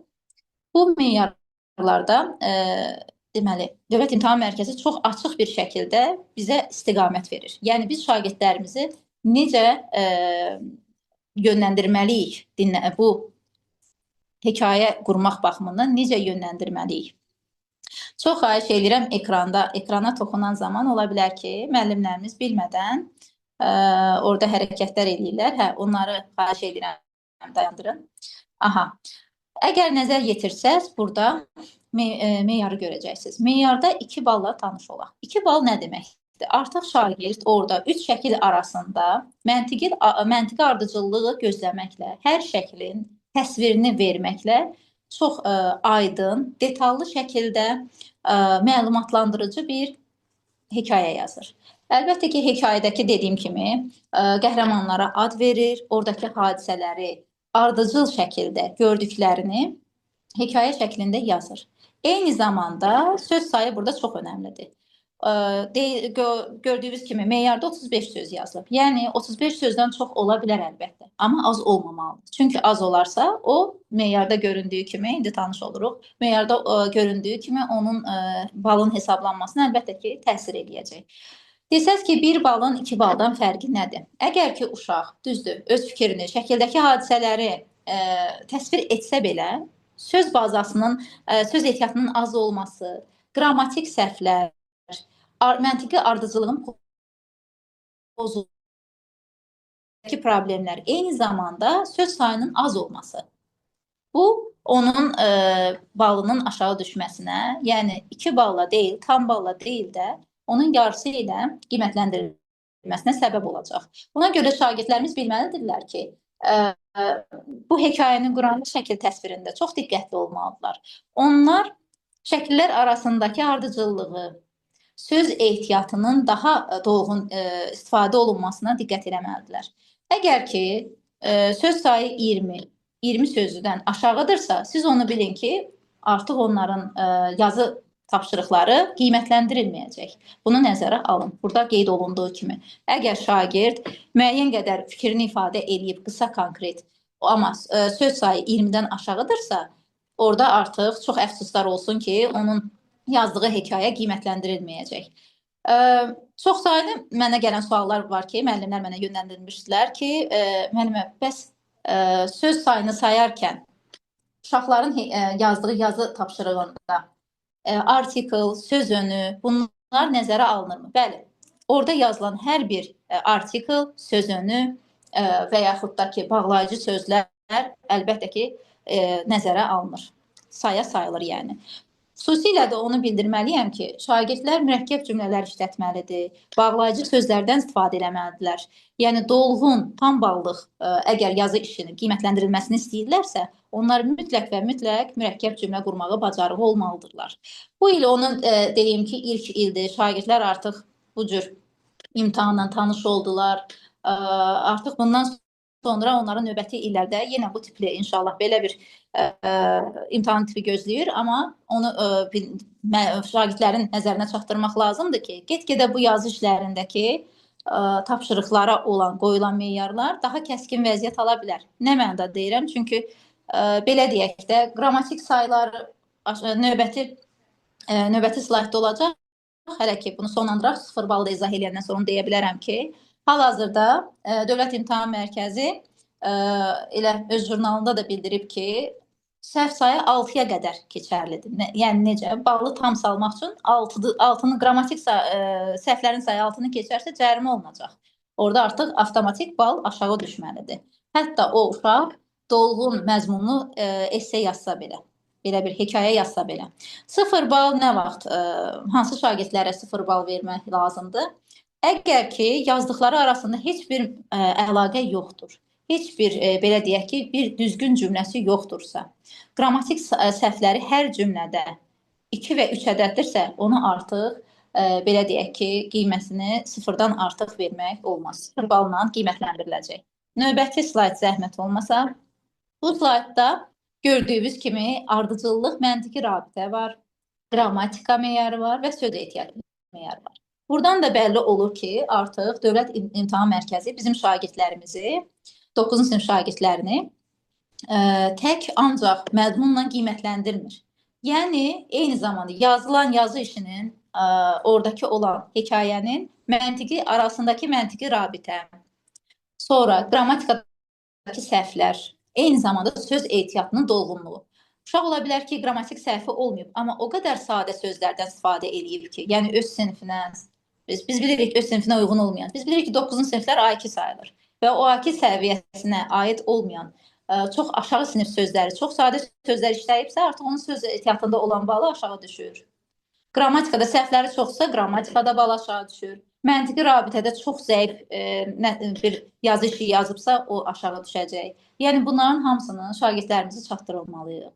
Çatdırmalıyıq ki, ancaq müəyyən qədər izah verirlərsə, şəkli izah eləyib, çox qısa bir hekayə qurub, bununla sonlandırırlarsa tapşırıqlarını, bu yüksək nəticə gətirməyəcək.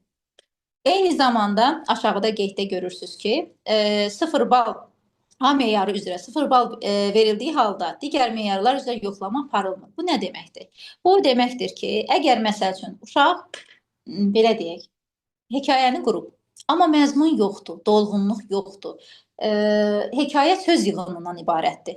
Onda onu sıfırla qiymətləndirmək lazımdır və artıq nə qrammatikası, nə onun məntiqə rabitəsi, heç bir şeylə qiymətləndirmək lazım deyil. Birinci məzmun A meyarı olan birinci məzmundur. O məzmun yoxdursa, o uşaq demək olar ki, digərləri ilə də sıfır gedəcək. Bu çox önəmlidir. Növbəti slayd zəhmət olmasa.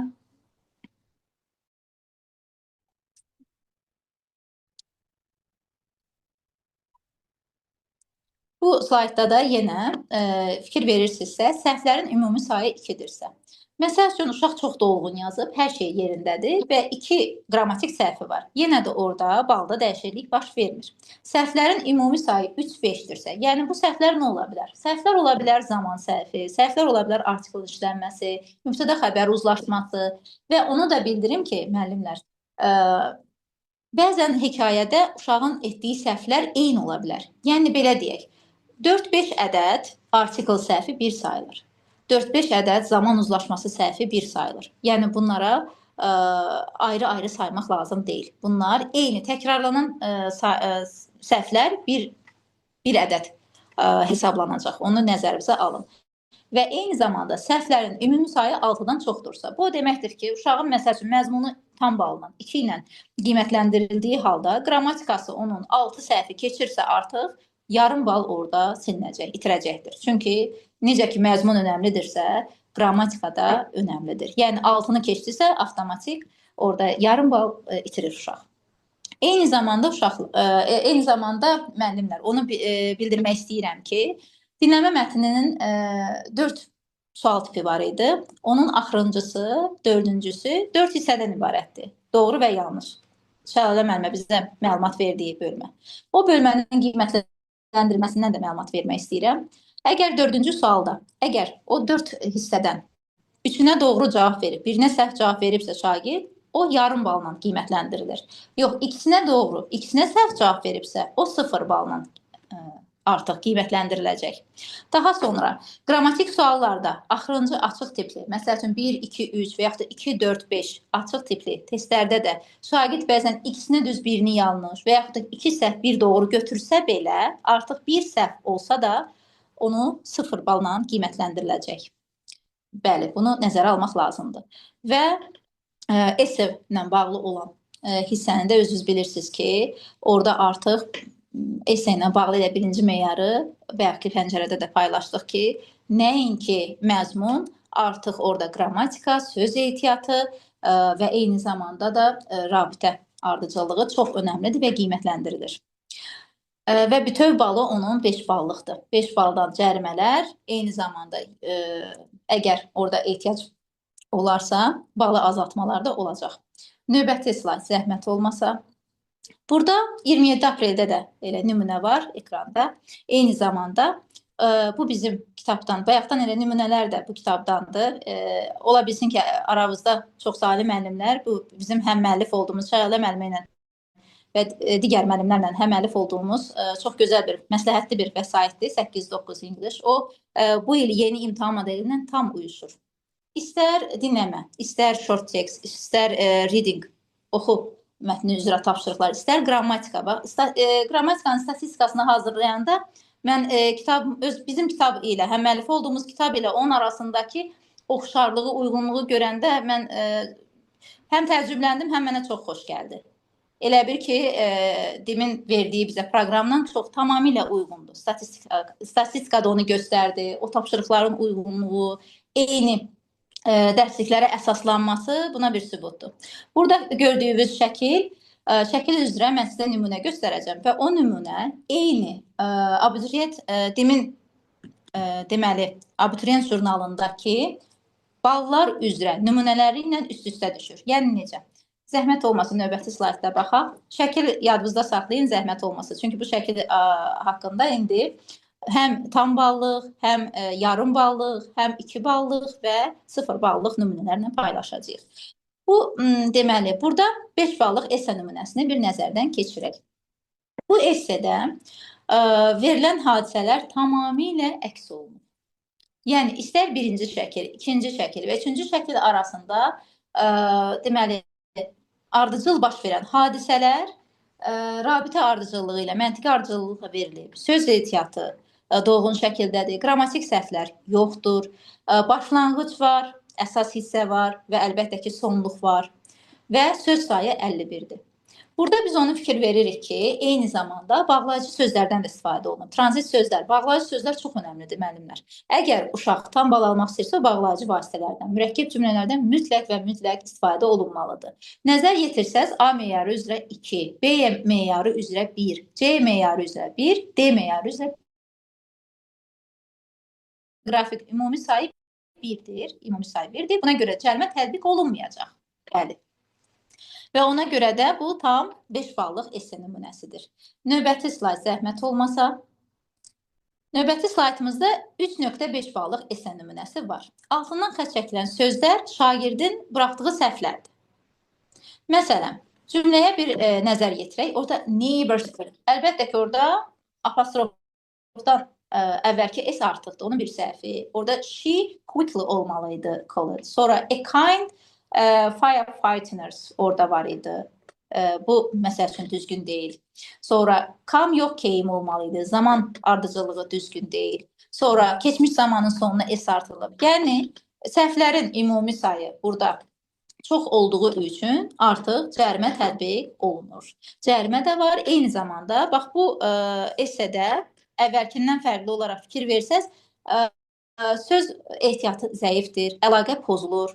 Məntiqi rabitə pozulub burada. Sadə və mürəkkəb cümlələr düzgün istifadə olunsa da çox belə deyək, aradakı əlaqə birinci bizim essemizdə olduğu qədər daha güclü və əlaqəli deyil. Növbəti slaydımız zəhmət olmasa. Burada isə digər bir nümunəni görürük. 2 ballıq esse nümunəsi görürük. Burada fikir verirsinizsə səhv sayı daha çoxdur. Eyni zamanda yenə A meyarı üzrə 1, yəni tam bal alınmayıb, yarım bal A meyarı məzmununa görə verilib. Daha sonra orada B meyarını görürük. Məntiqi rabitə görürük ki, azdır, zəifdir. Eyni zamanda qrammatikadan da səhvlər olduğuna görə tam bal almayıb şagirdimiz. Daha sonra və söz ehtiyatı da kifayət qədər deyil. Deməli, buradan belə bir nəticə çıxarırıq ki, əgər şagirdin qrammatik səhvləri varsa, məzmunu güclü deyilsə, təkrara yol veribsə, o tam bal almayacaq. Getdikcə onun cəriməsi artır. Onun artıq göstəricisi balı aşağı düşür. Növbəti slayd zəhmət olmasa. Burada da bir qədər fikir verirsinizsə, get-gedə ballar daha da azalır. Burada 1.5 ballıq essedir. Səhv sayı 3 olsa belə, esse o qədər belə deyək də, söz sayı azdır, limitdən aşağı düşüb 32 ədəddir, 35 deyil, 32 ədəddir. Səhv sayı 3-dür, çox sadə sözlərdən istifadə olunub, bağlayıcılar yoxdur, mürəkkəb cümlə yoxdur və əlbəttə ki, cərimə tətbiq olunacaq müəyyən sayda və balı aşağı verilir.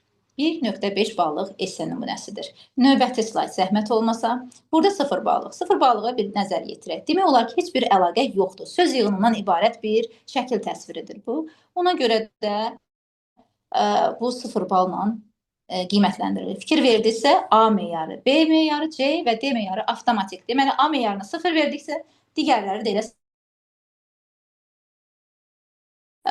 esse nümunəsi üzərində şagirdin hansı tipdə yazarsa, o cür bal aldıq nümunələrini sizinlə bərabər müşahidə elədik.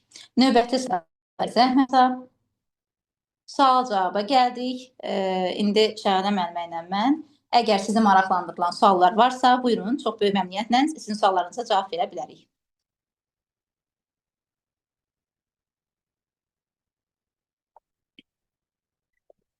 Salam, Həybə müəllim. Çox sağ olun, Ali müəllimə. Axşamınız xeyir. Çox sağ olun, çox gözəl təşəkkürlər gəlir müəllimlərimizdən. Biz də təşəkkür edirik bizimlə olduğunuz üçün, bizimlə vaxtınızı bölüşdüyünüz üçün. Bizə bəzi suallar gəlir Aygün xanım. Bəli, bəli. Mən hələ ki aşağı düşüm. Mənə ancaq hələ salam, sağ olun. Sonra təşəkkür edirəm, onu görürəm. Sualı görürsünüzsə, Şalə müəllim bir səsləndirin zəhmət olmasa. Aha, Şəms Nəbiyeva. Aha. 9-cu sinif, yəni buraxılışda bu modeldə imtahan verən şagirdlər 11-ci sinifdə də eyni model ilə imtahan verəcəklər, düzdürmü? Bəli, bəli. Bu il artıq belə deyək də, mən bu ilki tələbələri, bu ilki şagirdlər, 9-cu sinif şagirdlərini yeni abituriyentlər adlandırıram. Yeni tip abituriyentlər, yeni nəsil. Çünki artıq bu ildən Dövlət İmtahan Mərkəzi onlara yeni imtahan modeli gətirdi. Onlar yeni sistemlə imtahan verirlər və bundan sonra onlar növbəti 10-cu sinif, 11-ci sinifdə yenə bu sual tipi ilə inşallah gedəcəklər. Düzdür, müəyyən qədər dəyişikliklər, mövzuya əlavə olunan, çıxarılan mövzular əlbəttə ki, olacaq. Bunu əlbəttə ki, son sözü qərar verən Dövlət İmtahan Mərkəzi olacaq və biz də hər birimiz, istər müəllimlər, şagirdlər, onun verdiyi meyarlarla, mövzular ilə əsasında davam edəcəyik, proqramımızı keçəcəyik. Aygün xanım, bir müəllimə soruşur ki, a kind firefighter niyə olmazdı ki? Kind, yox, orada səhv gedibdi. Artikel olmamalıydı ona görə. Artikel yox idi. O mexaniki səhvdir, artikli olmamalıydı. Yoxsa orada səhv yoxdur belə. Bu vəziyyətdə yoxdur, amma artikli olmamalıydı. Aha, kitabın 11-ci sinif üçün olanı varmı? Bəli, var. Bəli, bəli. Reading nəşriyyatının 10-11 üçün orada da biz həm müəllifi Şəlalə müəllimə ilə, sonra Aynur müəllimə, Cavahir müəllimə ilə biz orada həm müəllifi Arzu müəllimə ilə, Günay müəllimə də bizimlədir. Biz o kitabın həmməlifləri çox gözəl kitabdır. Yəqin ki, aramızda o kitablardan da istifadə edən müəllimlərimiz var. İndi hal-hazır ki, bu ilki 10-cu siniflər ən son köhnə abituriyentlərdir. Onlar artıq köhnə tiplə verirlər. Gələn ildə elə verəcəklər inşallah. Amma ki, bu yeni imtahan modeli bu ilki 9-lardan başlayır. Buyurun. Sualları səsləndirin zəhmət olmasa. Mən sualları görmürəm Şalə. Bəli, bəli, mən oxuyuram, siz narahat olmayın. Burada müəllim soruşur ki, esse 16 bal olduğunu bilirdim, bu barədə zəhmət olmazsa. 16.67-dir, bəli. Düzdür, 17-yə yaxındır. Çox böyük baldır digərlərinə baxanda. Çünki qapalı suallar 3.33 olduğu halda açıq sual bu qədərdir. Yəni açıq sual önəmlidir bizdə. Açıq sual, belə deyək də, şəkil təsviri çox önəmlidir. Aha, 11-ci sinifdə bilmirsiniz, bal əmsalı yenə 9-dakı kimi olacaq. Xeyr, məsəl üçün bu ilki 9-lar nəzərdə tutursunuzsa, gələn illə bağlı çox güman ki, bu civarlarda olacaq. Amma belə deyək, bu il 10-cu sinif olub, köhnə abituriyentləri deyirsinizsə, onların bal sistemi tamamilə fərqlidir. Onların açıq sualı 5.4-dür. Maraqlı bir sual var Aygün xanım.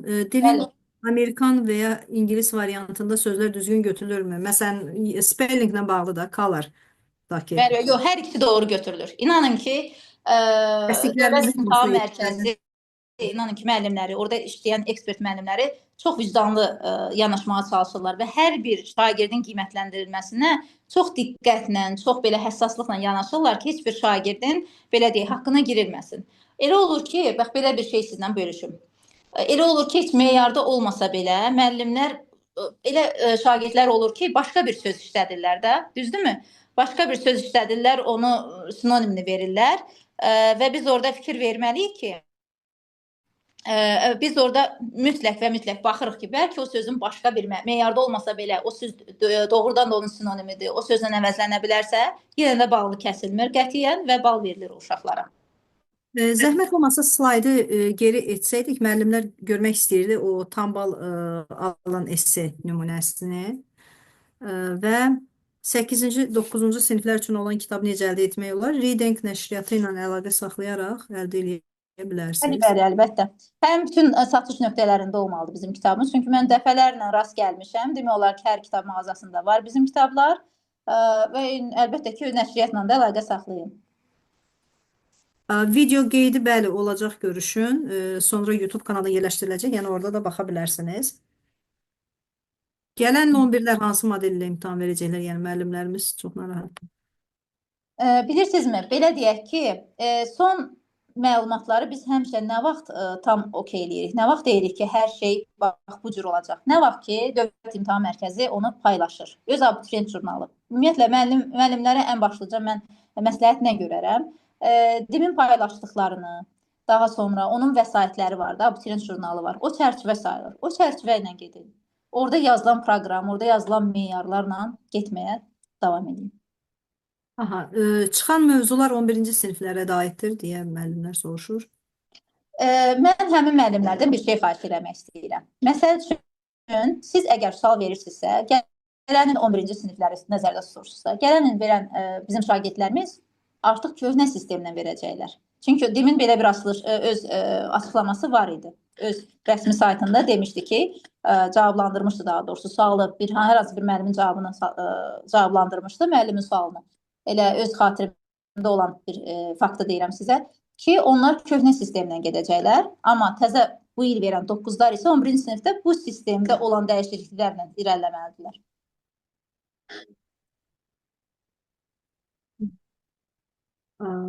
Sonra burada iradlar da var ki, yəni eyni mövzuda 9-larda, yəni 3 sual nə dərəcədə doğrudur, yeni verilən çərçivə ilə əhatəli deyildi, yeni əvəzliklə bağlı, yəni əvəzliklə bağlı 2-3 sual və ya sinonim, antonim söz bazası, amma birinci zonada çox mövzu yox idi. Hə, birinci zona yəni mövzu olaraq statistikanı yəqin nəzərə alırlar ki, mövzu olaraq niyə belə azdır? Essedə keçmiş zamanda yazılmalıdır, yəni zaman olaraq. Belə bir şey deyə bilərəm ki, zaman keçidləri düzgün olmağı məsləhətdir. Yəni ya şagird bir cür keçmiş zamanda yazmalıdır, ya da indiki zamanla yazmalıdır. İndiki zamanla başladığı cümləyə birdən-birə keçmiş zamana keçid eləsə və yaxud da keçmiş zamanla birdən-birə indiki zamana, bəli, uzlaşmanı pozmaq lazım deyil, məsləhət deyil.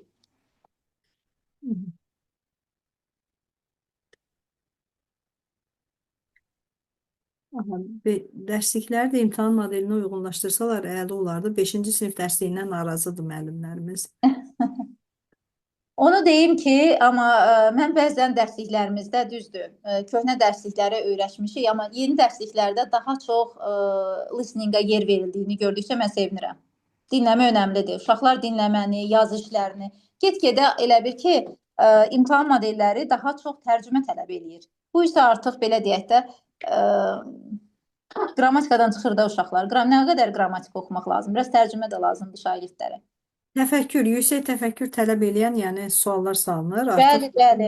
Artıq dövlətimiz istəyir ki, şagirdlərimiz dünya standartlarına cavab versinlər. Aha, esse daxilində təkrarlanan sözlər, məsələn, bir neçə dəfə and işlənibsə, o hər dəfə yeni söz kimi sayılacaq, yoxsa yox? Belə bir şey deyim ki, şagird nə yazıbsa söz sayıdır. Amma o təkrarlanmasaq onun xeyrinə deyil. Ondan biraz bəli, qaçınmaq. Bəli, bəli. Çünki meyarda da bayaqlar pəncərədə olan meyar, o abituriyent jurnalında verilib də, o meyarda qeyd olunur ki, təkrara yol verilməməlidir. Təkrarsız yazmalıdır şagird. Yəni dəfələrlə eyni sözü təkrarlamanın nə mənası var? O nə bal verir ona? Biz o tam bal alan slaydı yenidən paylaşdıq esseni. Zəhmət olmasa paylaşın.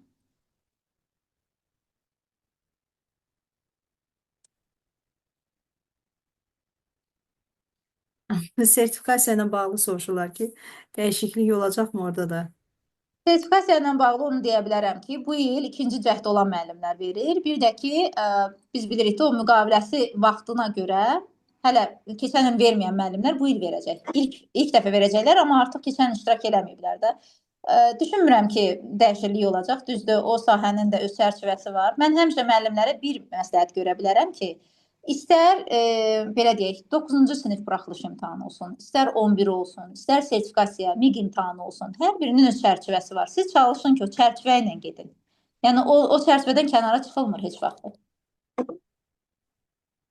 Dinləmənin 4-cü sualı da, yəni true false sualı 3 baldır.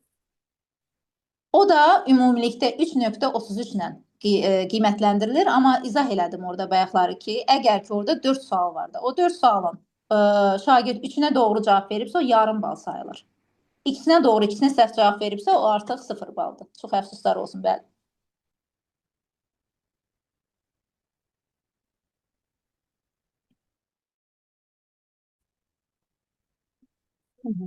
Kitabın şəklini görmək istəyən var. Kitabın şəklini çəkib qrupa atmağınızı xahiş edirəm. Kitabın, bilmirəm, ekrana gətirə bilsəydik faydalı alınacaq. Burada bu arada təşəkkür edirəm. Sualların bəzilərini cavablandıran müəllimlərimiz də var. Nə gözəl. Bu dəqiqə mənə şəxsidə yazırlar ki, bax bu dəqiqə şəxsiyə mənə gələn bir sualı cavablandırmaq istəyirəm.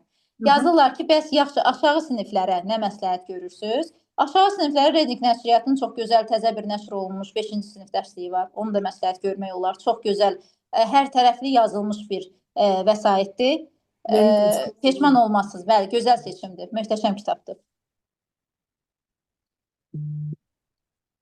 Aha, icbar növ, fe'li sifətlər və gerund düşəcəkmi 11-lərə gələnin? Gələnin icbar növ buyu çıxıb. Gerund mövzu olaraq var. Passive one, passive two çıxıb. İndiki zaman fe'li sifəti, keçmiş zaman fe'li sifəti yoxdur. İcbar növ yoxdur. Eyni zamanda mürəkkəb tamamlığın ikinci qrup fe'lləri 11-ci sinifdən də çıxarılıb. Yəni bu ilki meyarlar proqramı deyirəm sizə. Gələnin nə çıxarılacaq, nə əlavə olunacaq, yenə dediyim kimi DİME elan eləyəcək. Dövlət İmtahan Mərkəzinin təsdiqləməsini gözləyəcək. Amma hal-hazırda bu ilki abituriyentlər necə verdi, onu deyə bilərəm. Aha, və belə bir sual gördüm burada. Dərsliklə bağlı 8-ci sinif dərsliyində all of the information information düzdür yazılıb. Bu qayda dərslikdə düz verilib. Yəni burada səhvlik varmı? Bir dəqiqə, tam eşitmədim. Üzrlü sayın Səlimə. 8-ci sinif dərsliyində Bəli. all of the information. Bu səhv kimi götürülüb. All of information düz yazılıb. All of information. All of information doğru götürülüb. All of the information səhv kimi götürülüb. Yəni bu qayda dərslikdə düzmü verilib, səhvlik varmı burada? Yox. Nəyə görə ki, all of-dan sonra Z artiklının işlənməsi belədir ki, müəyyən bir isimdirsə Z ilə işlənə bilər. Xeyr, olsa da, olmasa da doğrudur. Bəli, yəni orada məncə problem yoxdur, mən də görmürəm. Sadəcə müəyyənlikdən asılıdır. Aha, dinləmə üçün heç bir şərait yoxdur məktəblərdə. Ona görə 5-ci sinif dərsliyi ilə işləmək çətindir. Onu yəni özümüz təşkil etməliyik də, yəni o kolonkalar deyək. Hətta bəzən Məqsədyönlü şagird, mən belə deyərdim. Məqsədyönlü şagird ən belə pis vəziyyətdə belə oxumaq istəyər. dinləmələri qrupda da yönləndiririk ki, evdə də dinləsinlər. Yəni Bəli. müxtəlif yollardan istifadə edirik. Başqa nə edə bilərik?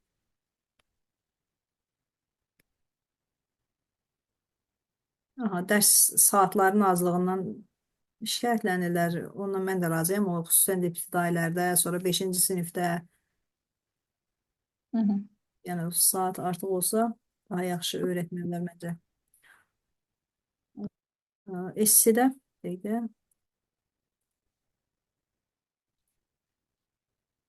Aha, sertifikasiya ilə bağlı çox soruşursunuz müəllimlər, amma bu əsasən bir təlimidir, yəni bununla bağlı. Çünki yeniliklər olduqca sizinlə paylaşılacaq.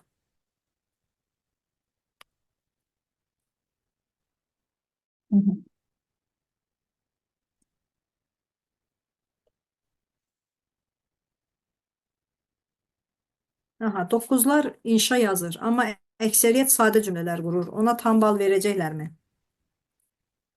Yəni Belə sadə deyək ki, tamamilə esse sadə cümlədən ibarətdirsə, indi belə deyək də, meyarla tanış olduqda, düzdürmü? Meyarda vurğulanıb ki, şagird dolğun cümlə qurmalıdır. Sonra orada bağlayıcılardan istifadə eləməlidir, düzdür? Rabitə olmalıdır. Yəni bunu nəzərə alırıqsa, deməli o uşaq həmən o sadə cümlələr quran uşağa tam bal düşmür, axı bu ədalətsizlikdir. Belə deyək, dolğun yazan şagirdlə belə yazan şagirdi eyni tərəzinin eyni gözünə qoysaq, axı düzgün olmur, tarazlıq olmaz. Ona görə bal eyni olmayacaq. Mən belə düşünürəm. böyük və yaxud kiçik hərflə bağlı, yəni səhv eləyibsə şagird, bu deyək, point itirməyə gətirib çıxarırmı? İşarələri ilk ildir. Durğu işarələri əgər hər şey qaydasındadırsa, məncə durğu işarələri elə önəm daşımaz. Monitoringdə də bu kitabdan salınmışdı. 1-ci, 4-cü siniflər üçün də nəşrinizi gözləyirik inşallah. Çox sağ olun, təşəkkürlər. Nə xoş bizə.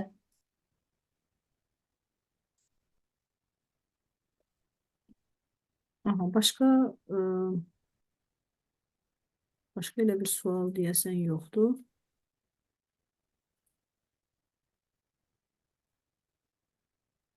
Dərs zamanı yeni sözləri və mətni öyrətmək üsulları haqqında təlim olsaydı yaxşı olardı. İnşallah dəyərləndirərik. Çox sağ olun müəllimə, sağlığınız üçün. Maraqlı sualdır.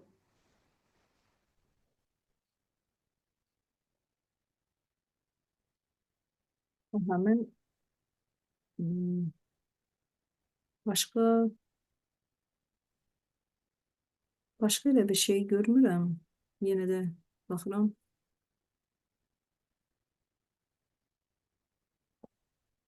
Tez-tez belə təlimlər olsun. Təşəkkürlər.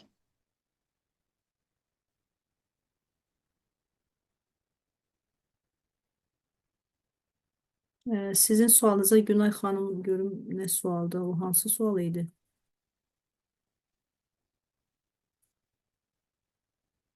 Günay müəllimənin sualını tapa bilmirəm çünki.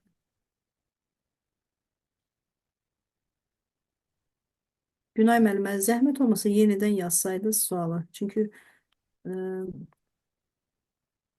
mesajların arasında itdi.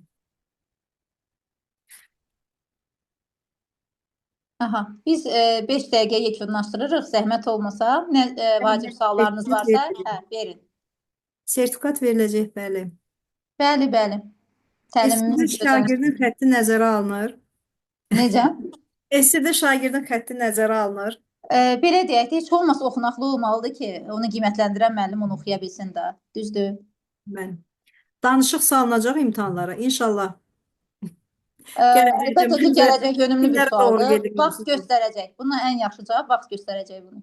Yəni əslində bu təcrübli də deyil də. Dil 4 bacarıqdan ibarət də olmalıdır. Hı -hı.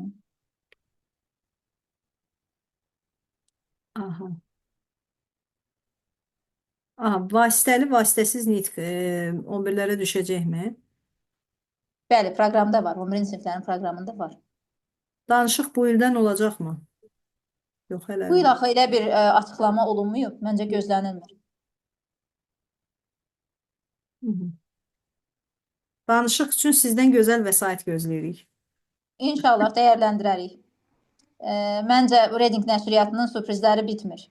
Bu yaxında elə MIQ sertifikasiya ilə bağlı çox gözəl bir kitab oldu.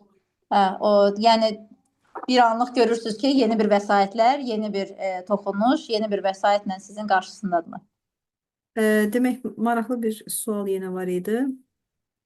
Deyir ki, şagird getdi bu sual. Şagird squirrel sözünü bilmədiyi üçün a very cute creature belə bir sözlə, yəni onu təsvir eləyib.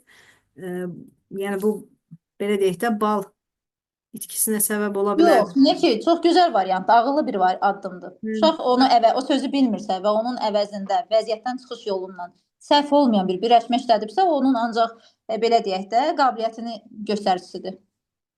MIQ üçün olan kitabı necə əldə edə bilərik? İbrahim müəllim, onu nəşriyyatla əlaqə saxlayaraq rahatlıqla əldə edə bilərsiniz. Bəli, bəli. Yeni vəsaitdir, çox yaxşı vəsaitdir. Rayonlara poçta çatdırma varmı? Bəli, bəli, göndərirlər. Elə Şəlalə müəllimə ilə mən də orada rəyçiyik. Çox gözəl kitabdır. İçinlə tanış olmuşuq. Çox gözəl nəticələr əldə olunacaq kitabdır. Aha, dinləmədə 9-cu sinif açıq sualdan yalnız ikisinə cavab verən şagirdin həmin 4-cü sual üzrə balı necə tənzimlənir? 0 bal olacaq. Bir şey var ki, indi mənə belə bir sual vermişdilər əvvəllər. İndi bilirəm ki, o sualı bu dəqiqə verməsələr belə müəllimlərə maraqlı gələcək. Bəzən deyirlər ki, səhv düzü aparırmı? Xeyr, buraxılış imtahanında elə olmur. Blokda oluruq. Buraxılışda səhv düzü aparmır. Help sözünü qeyri-müəyyən artiklla yazıb. I want to say yerinə I want to say yazıbdır. Yəni tonu ötürüb. Artıq səhvdir. Qrammatik səhvlərdir onu. Mümkünsə danışıq üçün indidən hazırlaşmaq üçün vəsait çıxarardınız. Nəzərə alarıq. Sizin fikirləriniz həmişə önəmlidir, əziz kolleqalar. 11 may imtahan 26 sual formasında olacaq. Necə? Bir dəqiqə baxın, müəllimə nə soruşur.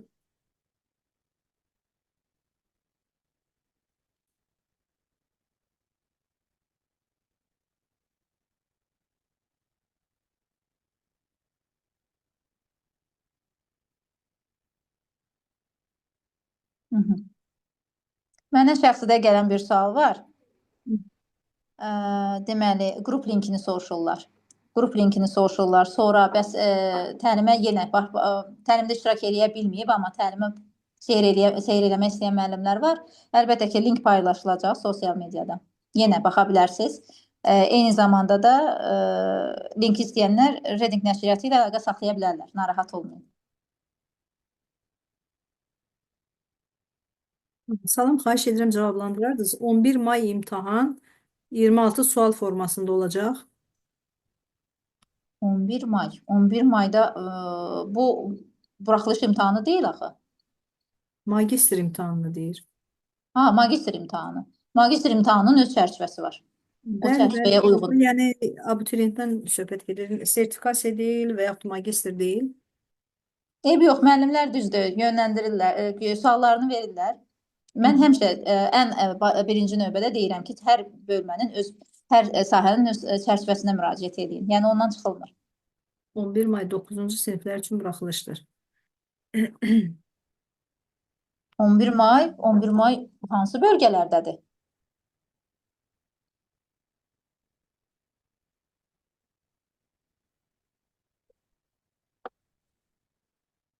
Fərdi oxumuş uşaqdır. Kolec ola bilər yəqin ki. Kolleclərə veriləndi, kolleclərə. Fərdi təhsil alanlar. Ola bilər. O da bu tipdə olmalıdır. Eyni ilə.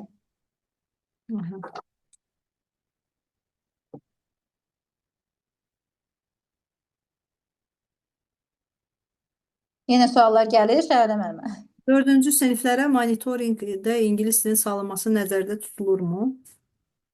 Əslində hər il 4-cü sinifə ingilis dilindən vermirlər. Monitoring belə deyim. Siniflər arası il boyu salınır, amma ki 4-cü sinifi bitirəndə ümumi imtahan olur. Onlarda ingilis dili verilmir. Amma verilsə çox məmnuniyyətlə, mən çox sevinərəm. Çünki ingilis dilini istəyirəm ki, ibtidai sinif uşaqlarında da ciddi nəzarətlə təbliğ olunsun. Bizimlə həm müəllif olmaq istəyən müəllimlər də var, Aygün xanım. Hə, nə gözəl. Xoş bizə.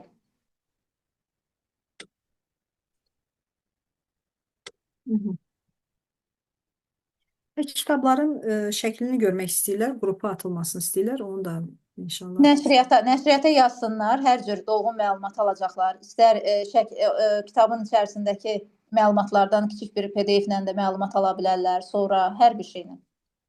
Bəli. Müəllif olmaq istəyənlər də elə nəşriyyata yazsınlar. Bəli.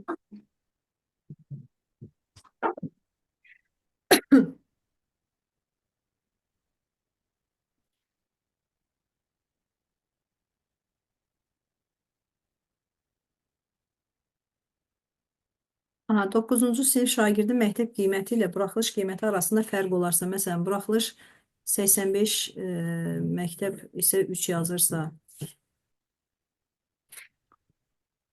İndi belə bir məsələ var ki, düzdür, buraxılış imtahanının aldığı bal, yüksək qiymət, əlbəttə ki, ona ancaq müsbət təsir göstərir. Amma bir halda ki, onun qiyməti 3-dürsə, burada bir qədər ziddiyyət var da, o yenə qırmızı attestat, yəni 5 qiymətini çətin görsün. Həm imtahan qiyməti, həm məktəb qiyməti arasında uyğunluq olmalıdır. Bəli.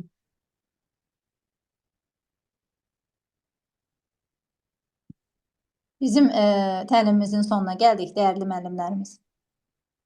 Çox sağ olun ki, təşəkkür edirik ki, dəyərli vaxtınızı bizimlə bölüşdünüz. İnşallah bundan sonra da daha maraqlı, daha faydalı təlimlərlə görüşmək ümidi ilə. Sağ olun, gecəniz xeyrə qalsın. Sağ olun.